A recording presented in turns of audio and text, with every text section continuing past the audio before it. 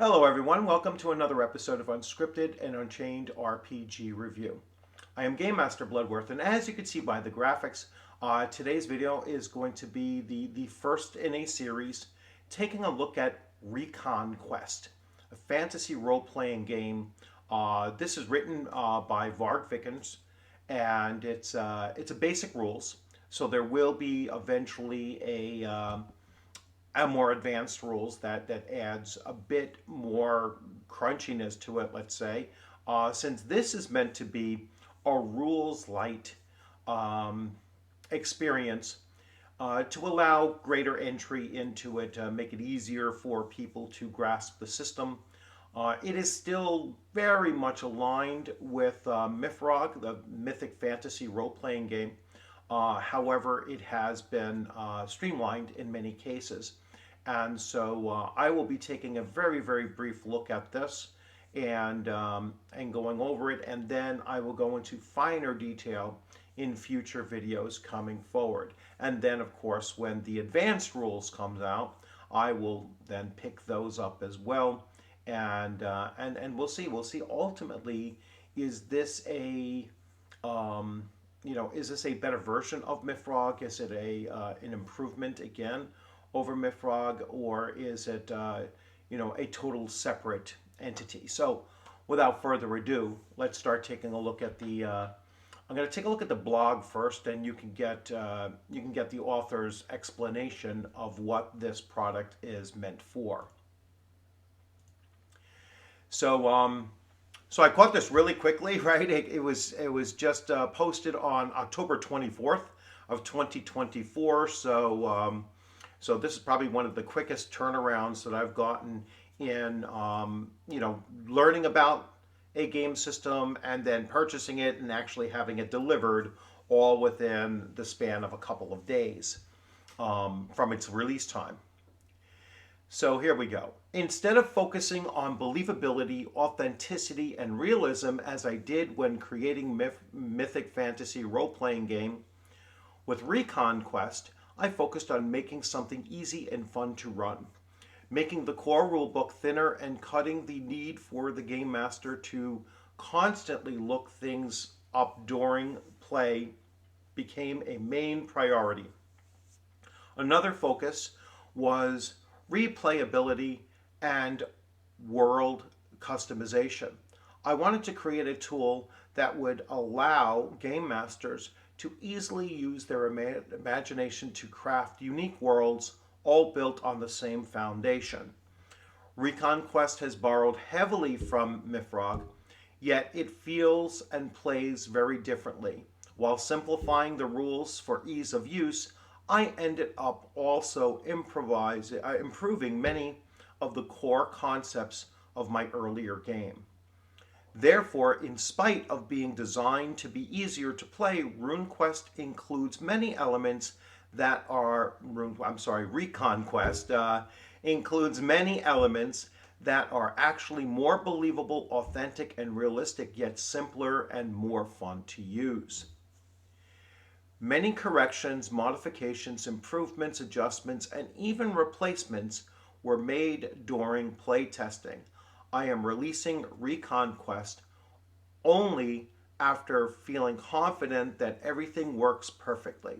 However, I must emphasize that no attempts were made to make this a balanced game.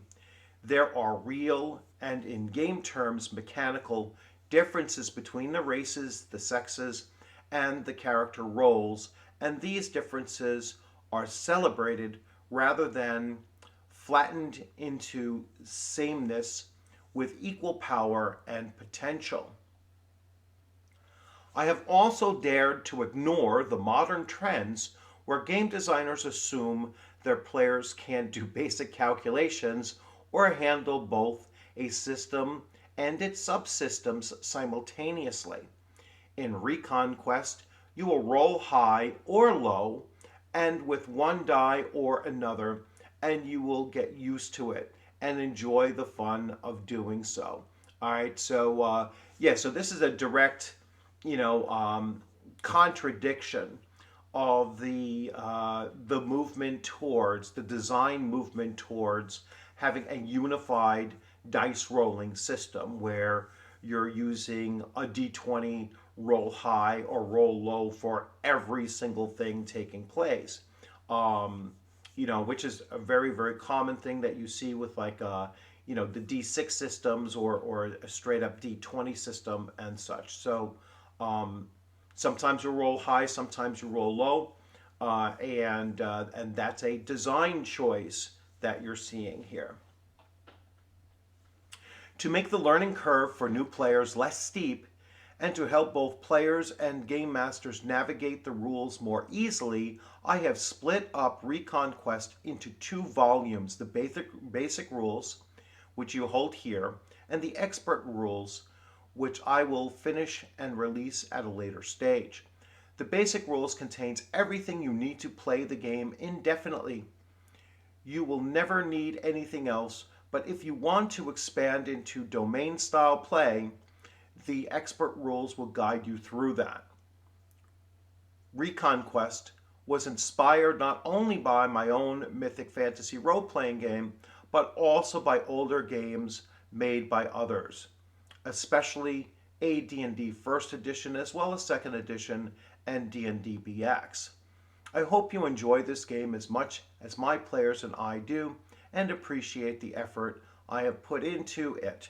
ReconQuest is not just another fantasy RPG, nor yet another retro clone of D&D, but a unique system and a bold reimagining of the heroic journey where players are called to reclaim a forgotten land, rediscover ancient traditions, and confront both physical and spiritual threats that have taken root in their ancestral homeland. In ReconQuest, your adventures have meaning. Take back what was once yours: history, homeland, heritage, and honor.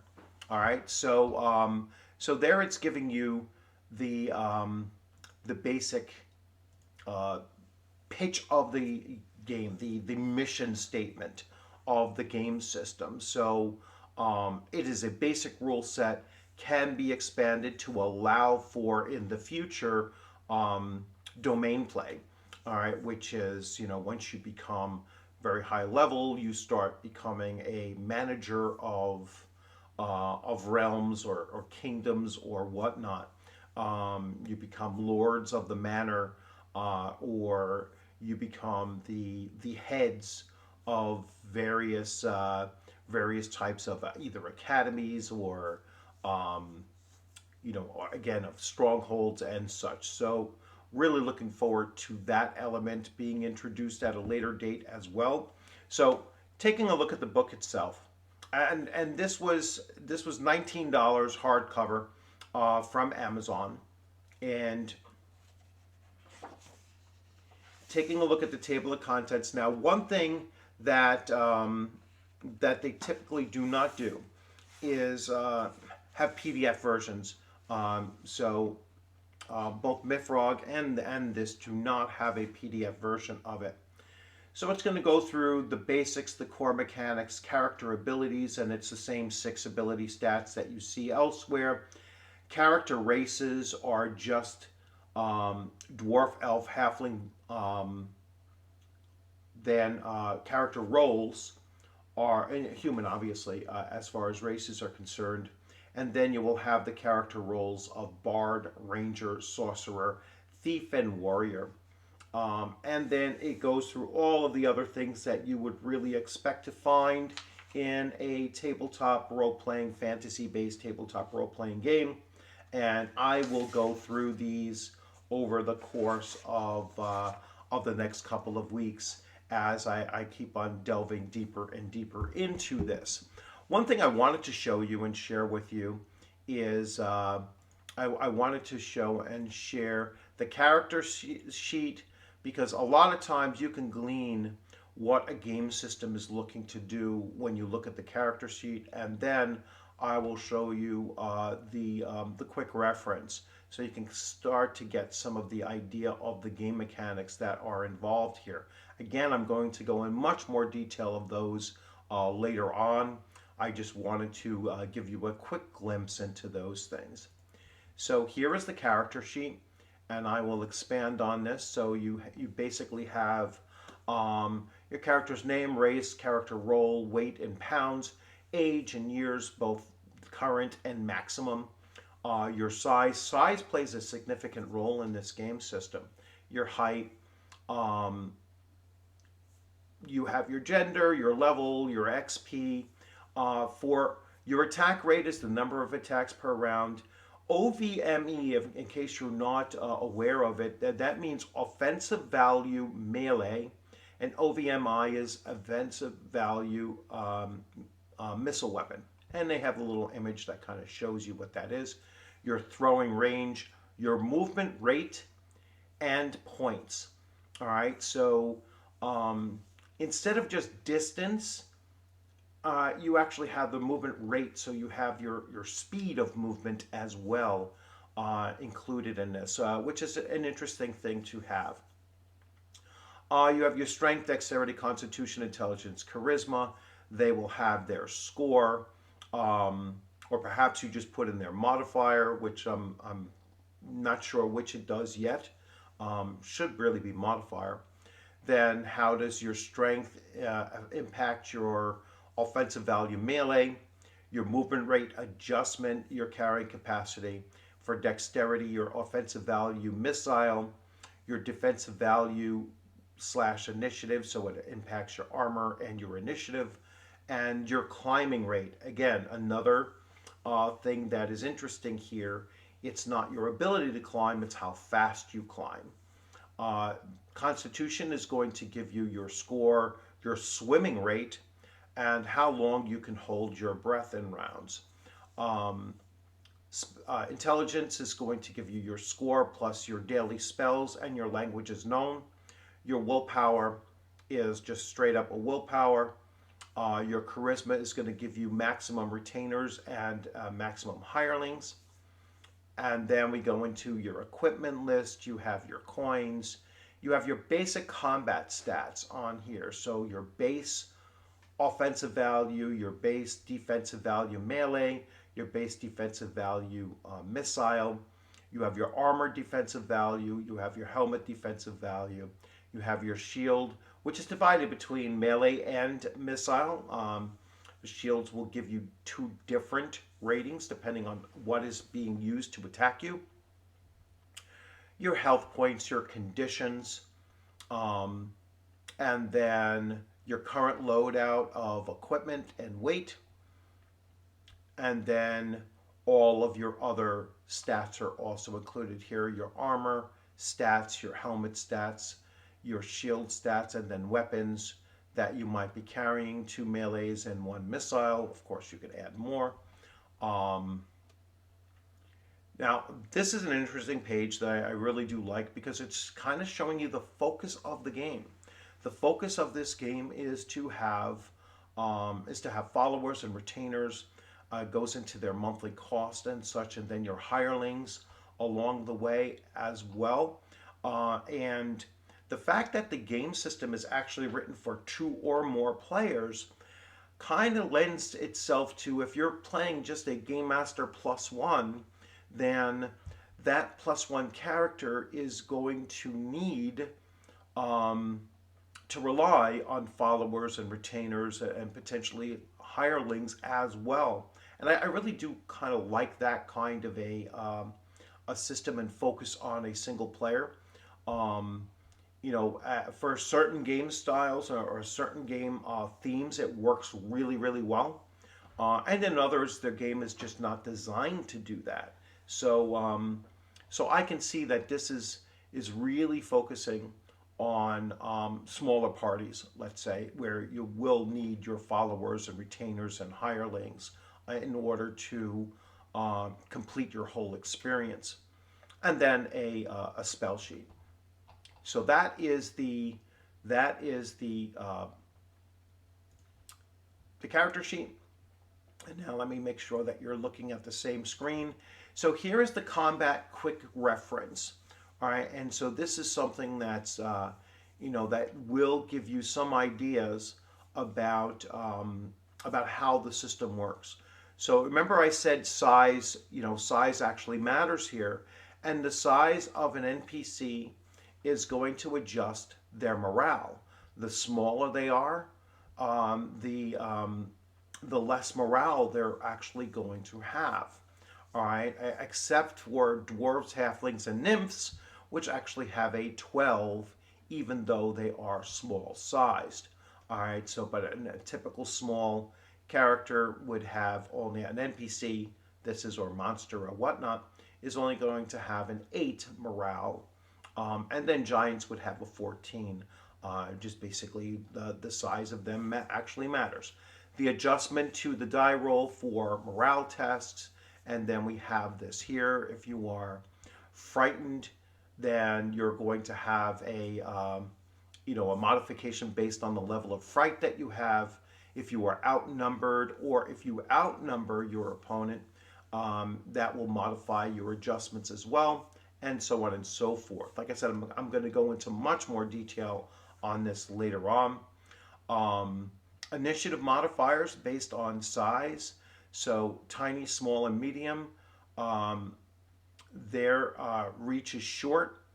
A large, their reach is medium, and giant, their reach is long. And then their fighting style will give them bonuses to their initiative. Normal fighting obviously is a +0. Tactical retreat or defensive fighting is a -8 on initiative. Conditions will affect initiative as well, which I really do like, right? If you're frightened, you shouldn't still be rolling a very high initiative on average. You should have more if you're blinded, or if you're encumbered, or if you're entangled, poisoned, seriously injured, sick, soaking wet, tired, or submerged. Your initiative is going to suffer from those various conditions. And so on and so forth. So again, I'm not going to go into full detail here. The combat system, which I tried to see like what exactly is the difference between combat here and combat in Mifrog, and I'm going to switch views. The difference that I came across in it, because I was really looking for the combat chart, which I loved in Mifrog, because the better your hit, the more potential damage you would do. So if you had a target number of a 12, but you rolled an 18, you would have additional damage from that. And it was usually a range, right? So if you rolled a 13 or 14, it would be a +1 damage. If you rolled a 15 or 16, it would be a +2. 17 or 18, +3, and so on. What this one does is it eliminates that chart, and it just gives you a straight up +1 damage for every point you overrolled what you needed on your target number. So if I'm trying to hit an AC of 12, let's say, and I roll an 18, I am going to do my regular weapon damage plus 6 additional points of damage, because that is the quality of the hit that I hit the target with. So it's a much simpler system. You don't have to look at a chart or wonder. All you have to know is how much higher you rolled than what your target number was. As a game master, I don't really have as much of a problem of telling the players, whether it be on the icon or eventually they'll have like a cheat sheet if they wanted to, of telling them what their target number is to hit. That way you don't have to actually talk about the roll, and whether they'll know right off the bat whether they hit or not. And the only time I would adjust that is if there's some kind of an unseen cause for a higher target number. So you can't see someone's dexterity necessarily, at least not initially, of course. So if they do have a dex bonus, they might not see that. But after a couple rounds of fighting, they will start to pick up, hey, I don't need a 12 to hit this creature, I need a 13, and that must be the result of a dexterity bonus that they have. So I'm really looking forward to digging deeper into this system and it's short, right? It's a basic rules, so it's only some, including all the creatures and everything like that. Um, it's 129. No, that's a hex grid. So spell sheets, followers, retainers. Let's get rid of spell lists. So it's 125 pages of content, including, and then it includes the character sheets and everything that I showed you there, although not the quick reference. The quick reference you can get from the website as well. So really looking forward to digging deeper into this. I hope you enjoyed this video. As always, if you haven't subscribed, please consider subscribing. If you want to leave any questions or comments in the comment section, you're welcome to do so. Make sure you hit the alert button to get future alerts as to when I'm dropping new videos. And be on the lookout for more content coming out for ReconQuest and all of the other games that I'm either looking at or running or playing. Once again, just to chime in on, a point I was making in last night's live stream, and I thank everybody that attended the live stream last night and participated, of course. There are so many games out there, some very obscure ones like this, and other more more mainstream ones like this that are either within the OSR space or within the independent space, and just keep on broadening your horizons. That's something I keep on saying. There is just such a wealth of content for we YouTubers that are dedicated to OSR and independent gaming. There's such a wealth of content out there that we never have to wait very long for something to come out that we can then start talking about and exposing you to all of these new game systems and often written by different authors and everything. So it's going to be a lot of fun just participating in this hobby going forward, as we get less and less mainstream and just have much more content out there for us to cover. So I'm excited about that prospect, and I hope you are as well. So you'll have a great rest of your day. It is Friday, so enjoy your last day of the week and enjoy your upcoming weekend. And as always, I look forward to seeing you on the gaming screen or at a convention sometime soon. Next convention for me is going to be Page 2. It's a Philadelphia area game expo in January. So I'm already starting to prepare for that. And I already have two of the games that I am running, two of the game adventures that I am running already done. So I just have to keep on tweaking one of the other ones that I'm running, and I'll be good to go. So you all have a great one. Take care. Thanks for stopping in.